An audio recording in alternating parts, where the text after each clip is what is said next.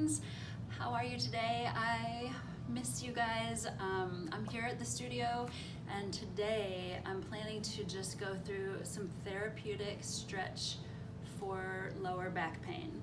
If you're a person that suffers from back pain, and especially now with a lot of the sitting and the lack of movement, this is great for you. It's great for me because I did a super hard workout yesterday and my back got a little tweaky. So just realize that this is not a workout. This is therapeutic stretch and motions to help your lower back relax and feel better.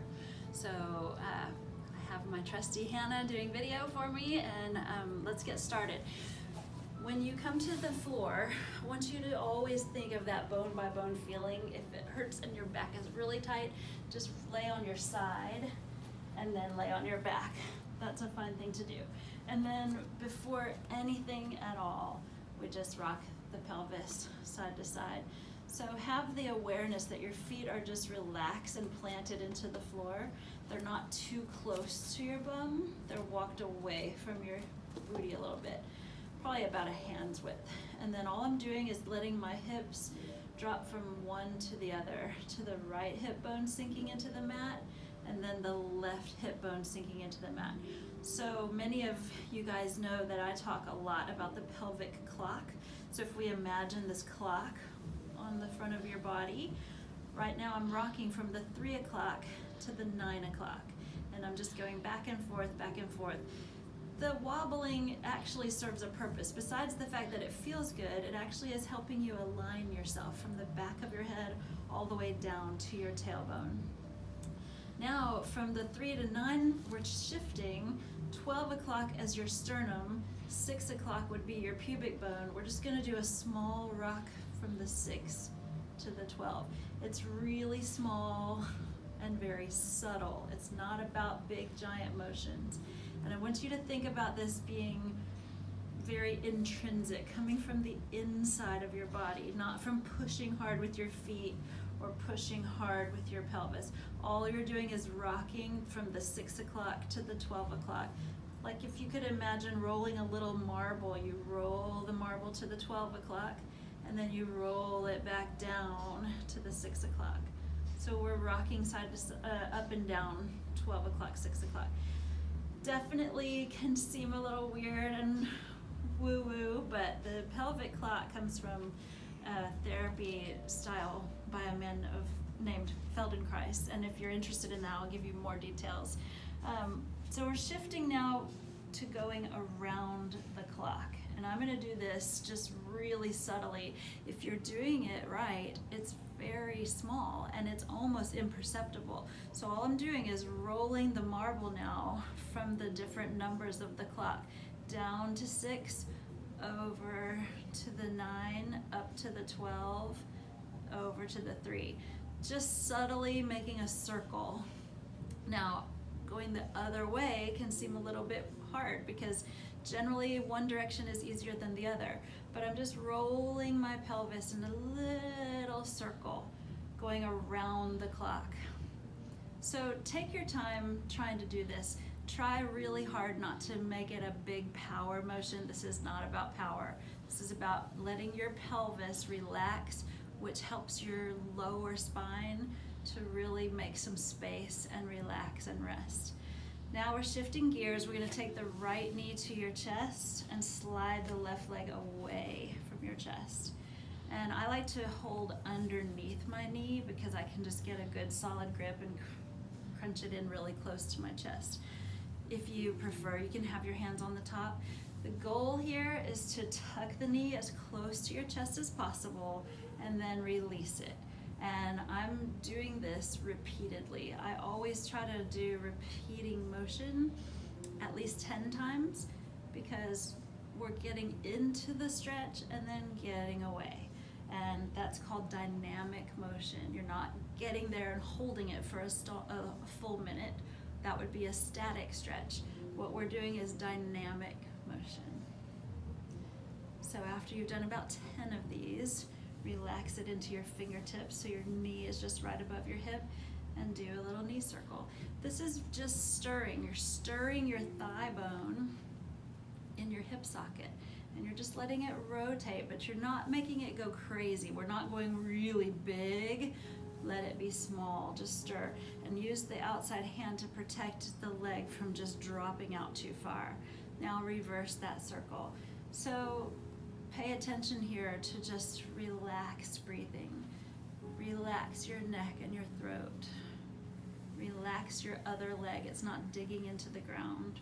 We're just doing relaxation motions. Now at the end, I give an extra little bonus tuck, and then gently let that foot find the floor and slide it away and switch legs. When you move from one position to the next, just take your time and pull the belly button down toward your spine. So I'm gonna wobble a few times just to feel even in my hips, and then I'm gonna tuck this knee to my chest. Same thing, you can hold underneath, just tuck it as close to your chest as you can, and then release it away. And you may find that with each repeated motion, you get just a little bit more range of motion, and that's what we want. We're doing these motions to help you relax your muscles, but also to create a little more range of motion.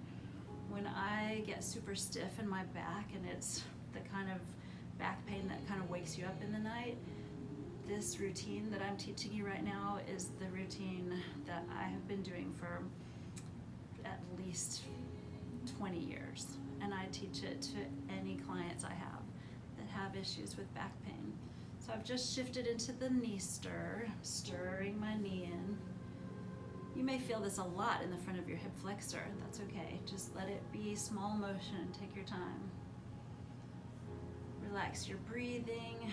When you're using your arms, don't get too shruggy in your shoulders. And then reverse your knee circle. After you've done 10 in each direction, let this foot find the floor and slide that leg away. And just rest for a moment. If you can rock your pelvis side to side, that's a good thing. And then take both feet back to the floor. And we're gonna rock again, side to side, just a little rock. It's 9 o'clock and 3 o'clock. Now I'm gonna tuck both knees. So you bring one in, and then you bring the other. And see if you can really roll your tail feathers off the mat, and then drop them back into the mat. So you exhale as the knees come in, and then you inhale when you return to that neutral pelvis. If it feels good, really squeeze those knees into your chest, and then release them, and just repeat it. I'm gonna repeat this one more time, and then what I often do is I hold the knees close together and do some knee circles.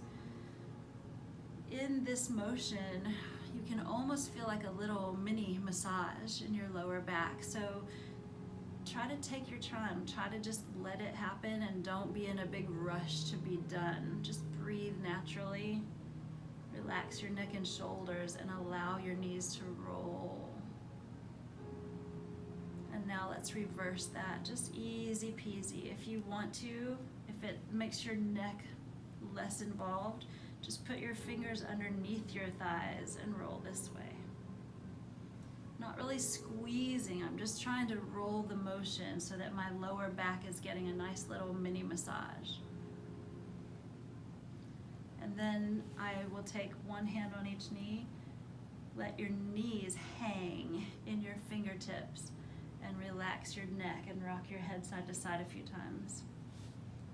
And then we're gonna take both knees in a circle opposite of each other, okay? So we've gone from that single knee stir, now we're stirring both thigh bones in their hip sockets. And you may be able to see my tail rolls up a little bit, and then it rolls back down. And so I'm just massaging my lower back while I'm making range of motion in the front of my hips. And now I'm gonna reverse that. Obviously, some people are more flexible than others, so you would do this at your own capability. After I've done knee circles in both directions, I hang the knees in my fingertips again. Just breathe for a minute, do a few head nods to make sure my neck feels relaxed. And place one foot at a time down and down on the mat, and then wobble. So I'm going to shift now to a rotation stretch. Many people know about laying their knees to one side and reaching their arms the opposite direction. It feels great. It's a great stretch to do in your waist and your rotation. But I'm going to show you a way that I do it, especially if my back is feeling a little tweaky and squirrely and I know that I need to be careful. You draw your navel to your spine, that's your protection. You lay onto your side and you rearrange to make sure you're feeling evenly weighted with shoulder over shoulder, hip over hip, knee over knee, and the knees are in front of you, so you're making a 90-degree angle here.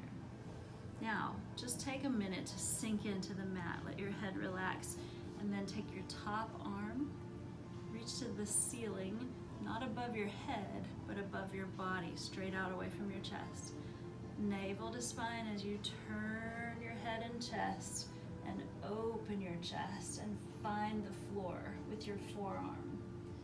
If you're very stiff, this may not work for you. You may not be able to find the floor all the way. So let your arm be a little lower here and just rest your forearm on the mat or on your waist. You always turn your head with that back hand so that you're rotating your spine from the head all the way. Now as you're here and just breathing, try to relax into your hips. For me, this is especially tense in my sacroiliac joint. If you're a person that gets very stiff there, this is a great stretch, and just stay there. Breathe through it.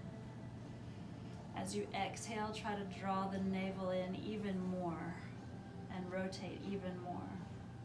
Try to stay in each stretch for 3 to 5 deep breaths.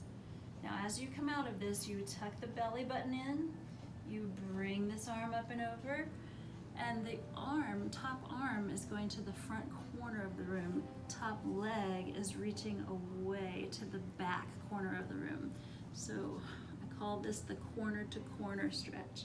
And you're elongating from your pinky finger to your pinky toes. The belly is drawn in, but you're elongating the front of your hip and reaching back behind you. Notice my leg back there is not super high, it's low. You could even let your big toe find the floor if you like.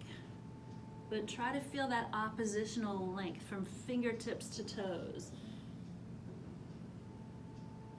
Breathe deeply. Don't forget, these deep breaths are very important. With each exhale, just elongate a little more. Now as you switch, navel to spine to protect, you make that girdle in the middle and you open again to the back. The front leg, the top leg goes forward and the top arm goes back. So the corner to corner again, except this time your front leg will flex in the foot and you plug that hip socket in. So you should feel this from your heel all the way up into your glute. Let your head turn opposite. Breathe deeply. You can flex and point that foot a little bit, but try to stay in the motion and try to support your leg with this hand. And then as you come back across the middle, always draw navel to spine and just let yourself find a restful side-lying child's pose. Feel your back relaxing, and then here we go, we have to switch sides. So belly in as you switch. I'm just gonna flip over so that we don't have to switch the angle of the camera. So we'll start again on this side. So I want you to find the line. It's shoulder over shoulder, hip over hip, knee over knee, ear resting on your arm. If you want, you could put a little pillow here if you like. So your top arm reaches to the sky. You draw that belly button in as you open your chest. Breathe. Oh, there, I got got a few little pops. Don't be alarmed or surprised if you get some popping, some adjustments. It's just your body self-adjusting.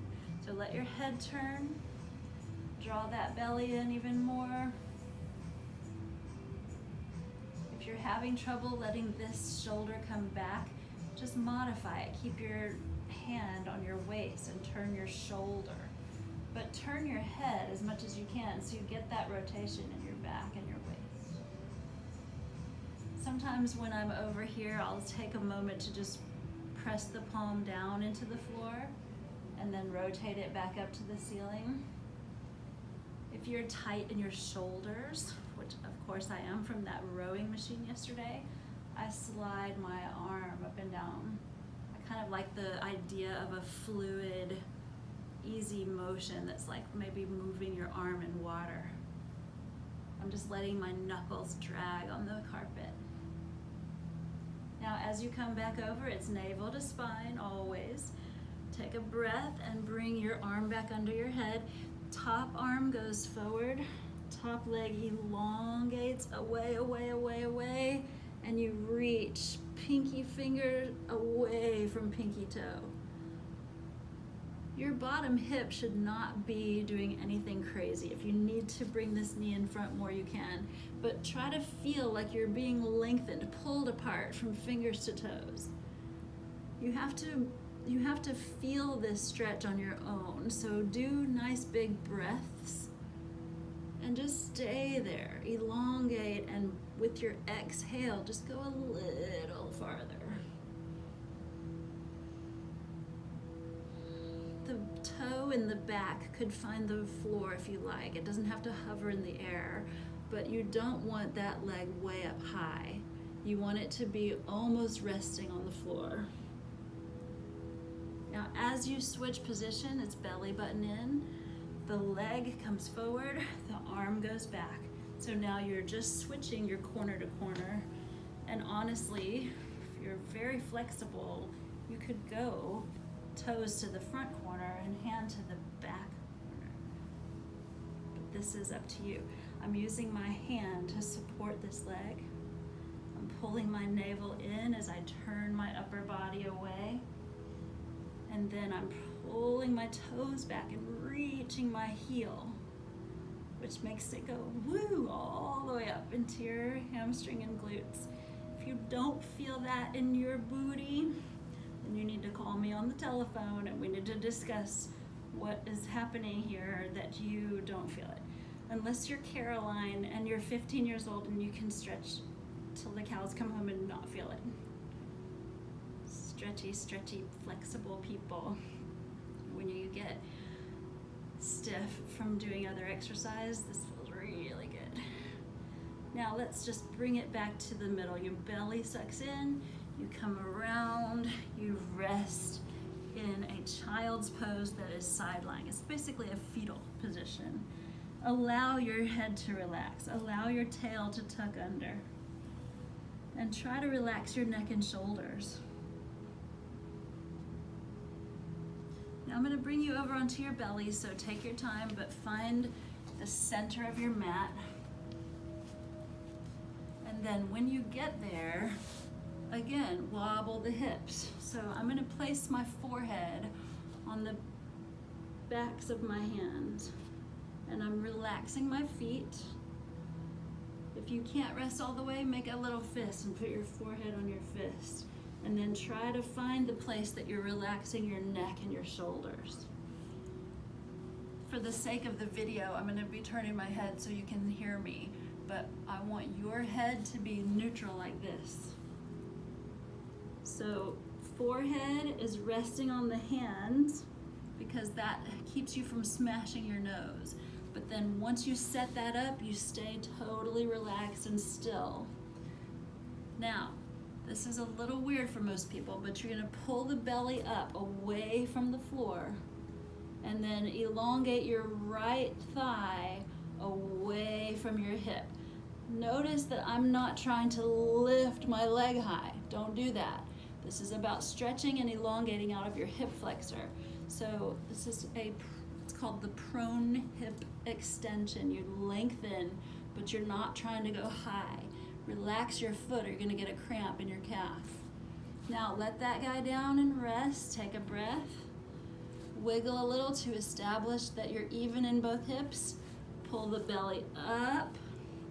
Elongate your left thigh bone away from your hip. Try to imagine that you're reaching your foot to the opposite wall, but relax the foot. Don't be pointing hard. You'll get a calf cramp. Be careful that you're not twisting in your back, and then relax back down. So we wobble a few times. You establish your line. You pull the belly in. You lift one thigh. Don't lift it so high that it makes you twist, okay? Try to pay attention to just enough space that you could maybe slide a piece of paper under that thigh. And then relax back down. Take a breath. Switch legs. Can you hear me? Is that okay? Mm-hmm. And then relax that leg and wobble, wobble, wobble. So about 3 times on each leg for your prone hip extension. Then we're just gonna come gently, maybe not even to your elbows. If your back is hurting, you have to play with this a little bit. Belly comes away from the floor and you just gently lift your chest away. I'm pushing with my forearms a little bit, but I'm pulling my belly in and up away from the mat. Don't try to press your pubic bone into the mat too hard. Just try to pull your abdominals up and away, and then gently come down. And of course, wobble, wobble, wobble. Feel that relaxation in your hips, your pelvis. And then we'll take it up into child's pose to finish. Belly in as you sink back into your heels. Give yourself a little push back. If your knees do not like child's pose, it's okay. Just lay on your side and do your side fetal position again. But from child's pose with breathing, you can walk those knees apart a little bit, come back down. You can tiptoe your fingertips to the left side of your mat and reach through your hip.